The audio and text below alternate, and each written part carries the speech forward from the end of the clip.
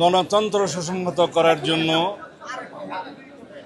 বাংলাদেশের রাজনৈতিক সংস্কৃতিতে পরিবর্তন আনতে চায়, সেটার চর্চা শুরু হয়ে গেছে। বর্তমান সময়ে সবচাইতে যেটা বেশি জরুরি তা হচ্ছে গণতান্ত্রিক সংস্কৃতির চর্চা, এটা অব্যাহত রাখা, যার যাত্রা শুরু হয়েছে গতকালকে জুলাই জাতীয় সনদ স্বাক্ষরের মধ্য দিয়ে।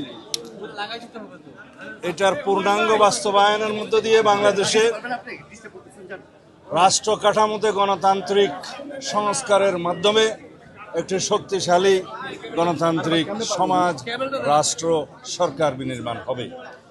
তার মধ্য দিয়ে রাষ্ট্রের সমস্ত অঙ্গে ভারসাম্য রক্ষা হবে, জনগণের গণতান্ত্রিক অধিকার, মানবাধিকার সহ সকল মৌলিক অধিকার বাস্তবায়ন এবং ভোগ করা সম্ভব হবে।